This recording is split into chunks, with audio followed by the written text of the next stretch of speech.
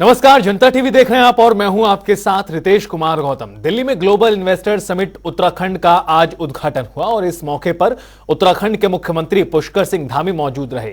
Global investor summit के curtain raiser के मौके पर आईटीसी ने 5,000 करोड़ के निवेश का प्रस्ताव उत्तराखंड सरकार को दिया।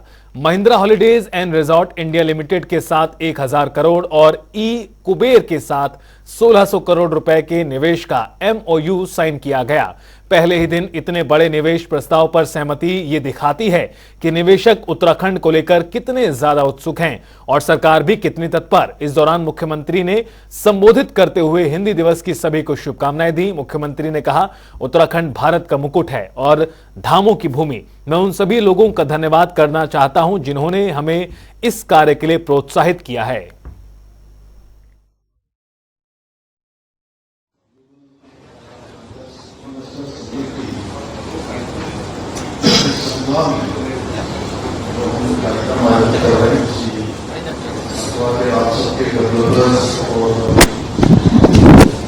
बहुत सारे विकासी जो अनेकों उद्योग समूह से और अनेक समूहों को संचालित करने का काम करते हैं,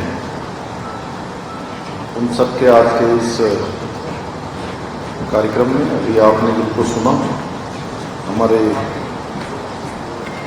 उत्तराखंड सरकार के आवास एवं शहरी विकास एवं अनेकों मंत्रालयों के मंत्री के नाते जो राज्य को आगे बढ़ाने के काम में लगातार प्रयास करते हैं, आदरणीय प्रेमचंद अग्रवाल जी, अपर मुख्य सचिव श्रीमती राधा रतूड़ी जी, श्री आनंद वर्धन जी, श्री मीनाक्षी सुंदरम जी, सचिव श्री पांडे जी, एवं यहाँ पर आए हुए हमारे रेरा के चेयरमैन श्री पवार जी और सभी हमारे सभी वरिष्ठ महानुभाव। मैं एक का नाम लूँगा तो बड़ा लंबा हो जाएगा, क्योंकि ऑल्सो मैं बहुत लोगों को जानता हूँ, उधर से एक साथ कई सारे लोगों को मैं जानता हूँ, लेकिन मैं सभी को एक साथ संबोधित करता हूँ।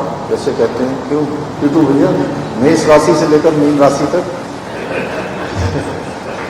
सभी उपस्थित हमारे विभिन्न समूह के सभी आए हुए अतिथिगण, मैं सबसे पहले तो आप सभी का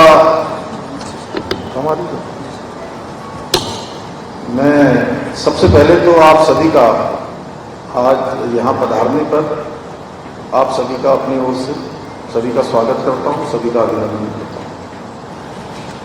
ये हमारे लिए एक बड़ा अवसर भी है कि सामने अभी हम लोग एक ऐसा कार्यक्रम कर रहे हैं, एक समारोह कर रहे हैं और उसके लिए पहले से इस प्रकार की बैठकें कर रहे हैं।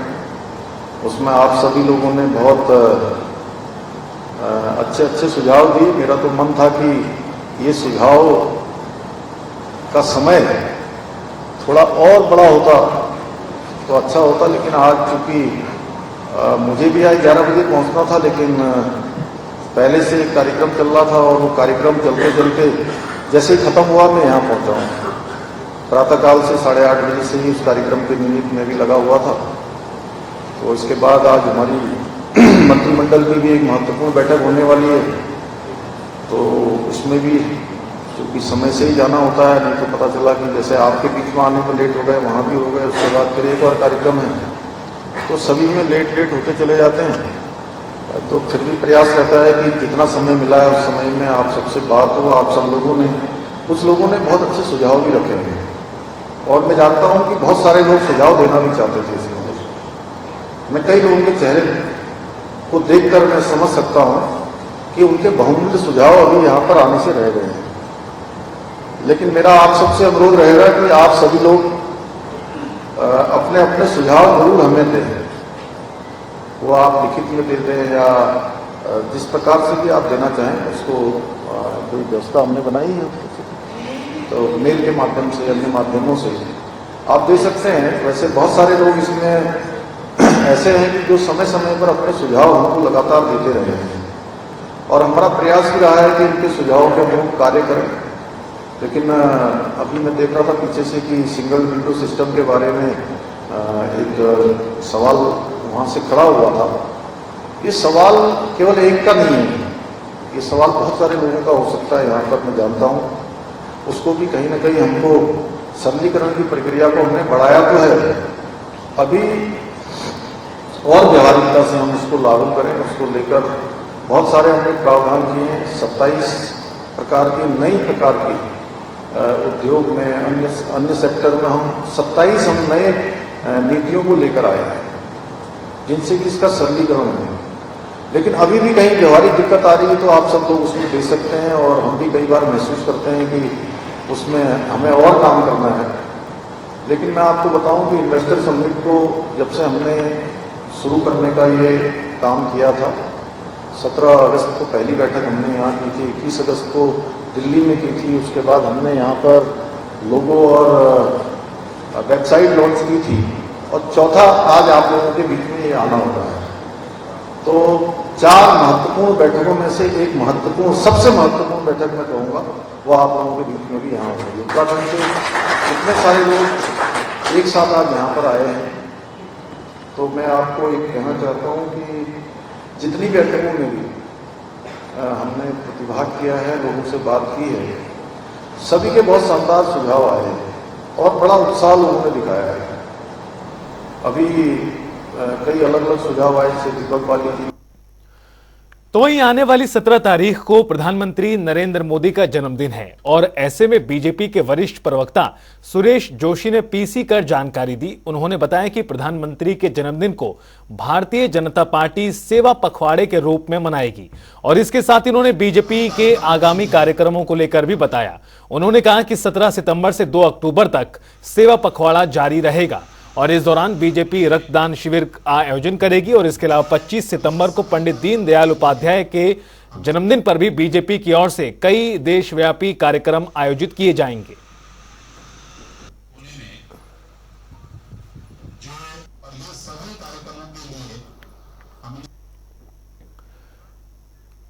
दो 2024 में होने वाले लोकसभा चुनाव में Haridwar Lok Sabha seat hot seat बनती दिखाई दे रही है। कांग्रेस पिछले 2 चुनावों से यहां हार रही है, लेकिन इस बार कांग्रेस किसी बड़े चेहरे को चुनावी मैदान में उतार सकती है।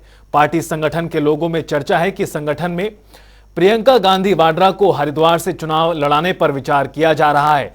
पार्टी के स्थानीय नेता का मानना है कि अगर प्रियंका गांधी हरिद्वार से लड़ती हैं तो संगठन का हर नेता और कार्यकर्ता पूरे जोश और उत्साह के साथ एकजुट होकर काम करेगा और चुनाव में जीत भी होगी।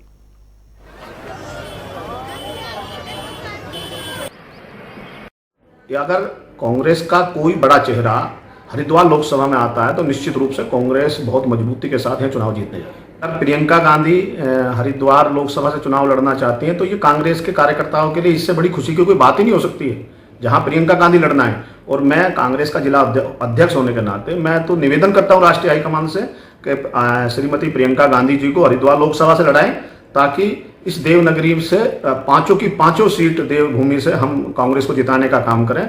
अगर प्रियंका गांधी हरिद्वार लोकसभा से लड़ती हैं तो सारी की सारी सीट कांग्रेस जीतती है उत्तराखंड की।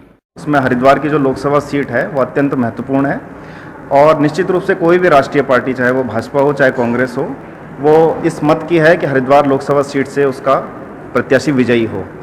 इस संदर्भ में यदि कांग्रेस की यह रणनीति रहती है कि कोई महिला चेहरा जो कि बड़े कद का हो, बड़े स्टेटस का हो, उसको यदि हरिद्वार लोकसभा सीट से चुनाव लड़ाया जाए तो हो सकता है कि वो पार्टी ये सोचती हो कि महिला वोटरों को अधिक से अधिक आकर्षित किया जा सके। इसके साथ साथ अन्य हिंदी भाषी क्षेत्रों पर जो इसका प्रभाव पड़ेगा वो भी वो प्रभाव डालने में सक्षम हो। जैसा हमने पिछले चुनाव में भी देखा था, इलाहाबाद और वाराणसी की जो सीट थी वो हाई प्रोफाइल हो गई थी। मुझे ऐसा लगता है, मेरा अपना व्यक्तिगत मानना है कि हरिद्वार की सीट भी इस समय हाई प्रोफाइल होने जा रही है। तो वहीं उत्तराखंड में मानसून सत्र के दूसरे दिन विधानसभा के पटल पर संसदीय कार्य मंत्री प्रेमचंद्र अग्रवाल की ओर से कैग की रिपोर्ट पेश की गई थी, जिसमें एक चौंकाने वाला खुलासा हुआ था। रिपोर्ट के अनुसार 2005 से लेकर 2022 तक उत्तराखंड सरकार ने बिना विधानसभा की मंजूरी 47,758 करोड़ का बजट खर्च कर दिया, जिसे विधानसभा से रेगुलराइज भी नहीं कराया गया। तो वहीं इस मुद्दे को लेकर आम आदमी पार्टी के प्रदेश संगठन समन्वयक ज्योत सिंह बिष्ट ने उत्तराखंड की सरकार पर आरोप लगाया है कि उत्तराखंड के वार्षिक बजट से भी ज्यादा राज्य सरकारों ने खर्च कर दिया, जिसका उनके पास कोई हिसाब नहीं है, जो कि एक बड़े घोटाले की ओर इशारा करता है। ज्योति सिंह बिष्ट की मांग है कि इस मामले में सीबीआई जांच कराई जाए। देखिए, उत्तराखंड में जो वर्तमान में सरकार है, इसके कार्यकाल में वित्तीय वर्ष 2020 से 2021 की जो ऑडिट रिपोर्ट सीएजी के माध्यम से पेश की गई, उस रिपोर्ट में राज्य के अलग अलग विभागों में कुल मिलाकर के जितने घोटाले एक वित्तीय वर्ष में हुए, वो उसकी रकम का जोड़ है 18,341 करोड़ रुपए। ये राज्य का जो अनुपूरक बजट अभी विधानसभा के मानसून सत्र में पेश हुआ, उससे 7,000 करोड़ ज्यादा है। तो इससे सीधा सीधा एक अर्थ निकलता है कि भारतीय जनता पार्टी की ये सरकार घोटालों में लिप्त है। उत्तराखंड की 4 धाम यात्रा को शुरू हुए लगभग 5 महीने हो गए हैं। इन 5 महीनों में 40 लाख से भी अधिक श्रद्धालुओं ने यहां दर्शन किए हैं और इस दौरान बद्री केदार समिति के अध्यक्ष अजेंद्र अजय ने बताया कि 4 धाम यात्रा अप्रैल माह के अंतिम सप्ताह में 4 धामों के कपाट खुल चुके थे और अभी तक 40 लाख श्रद्धालुओं ने 4 धाम यात्रा के दर्शन किए हैं। बारिश से यदि तुलना करें तो इस बार मानसून सत्र में भी तीर्थयात्री और श्रद्धालु अधिक रहे और जैसे अब मानसून का सत्र कमजोर होता जा रहा है, उससे 4 धाम में तीर्थयात्रियों की संख्या बढ़ने लगी है। इसके साथ ही उन्होंने कहा कि इस वर्ष काफी वर्षा हुई, लेकिन तीर्थयात्री और श्रद्धालुओं के उत्साह में कोई कमी नहीं आई।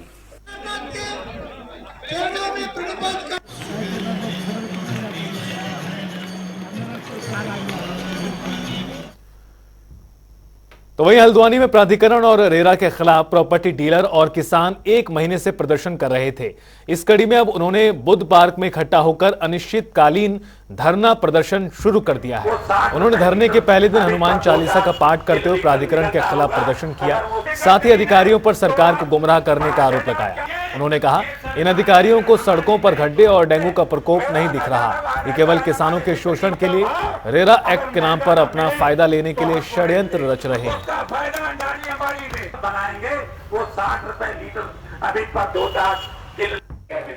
देखिए, मांग तो अभी पिछले 30 दिन से चली आ रही है। ये उन अधिकारियों के लिए है ये मांग जिनका काम प्राधिकरण में गड्ढे भरना या डेंगू कंट्रोल करना के से ज़्यादा जिनका इंटरेस्ट है कि ऐसे ऐसे नीतिगत बेनीतिगत बेफालतू के बेवजह के कानून बना दिए जाएं जिससे आदमी किसान परेशान हो और परेशान होने के बाद अपनी जेब ढीली करने को मजबूर हो जाए, तो उसका ये विरोध है। और चलिए एक नजर 2 मिनट में 10 बड़ी खबरों पर। दिल्ली में हुआ कर्टन रेजर कार्यक्रम, मुख्यमंत्री धामी ने जारी किया दिल्ली में इन्वेस्टर समिट की तैयारियां बेतेज, हुआ कार्यक्रम। हरिद्वार में उर्स मेला को लेकर तैयारियां तेज, उर्स मेला प्रभारी किया गया नियुक्त, सुरक्षा व्यवस्था पर बनाए रखेंगे नजर। हरिद्वार में पुलिस को मिली कामयाबी, नाबालिग के अपहरण मामले में 3 आरोपी गिरफ्तार, आरोपियों में 1 महिला भी है शामिल। 4 धाम यात्रा में भक्तों की भारी भीड़ उमड़ी, अब तक 40 लाख श्रद्धालुओं ने किए दर्शन, पिछले साल की तुलना में बढ़ी भक्तों की संख्या। सनातन पर बयानबाजी का दौर, युवा भारत साधु समाज के राष्ट्रीय महामंत्री ने की बयानों की निंदा, कहा सनातन के खिलाफ बोलने वालों को मांगनी चाहिए माफी। उत्तराखंड में बढ़ रहा डेंगू का कहर, देहरादून के बाद कई जनपदों में चलाया जाएगा डेंगू रोकथाम अभियान, स्वास्थ्य सचिव विभिन्न जिले के अधिकारियों की ली बैठक।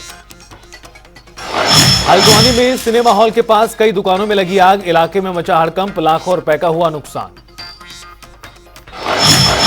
मेयर ने अधिकारियों के लिए बैठक, बारिश के कारण सड़कों पर बने गड्ढों को भरने का दिया निर्देश, कहा मामले में जल्द होगी कार्रवाई।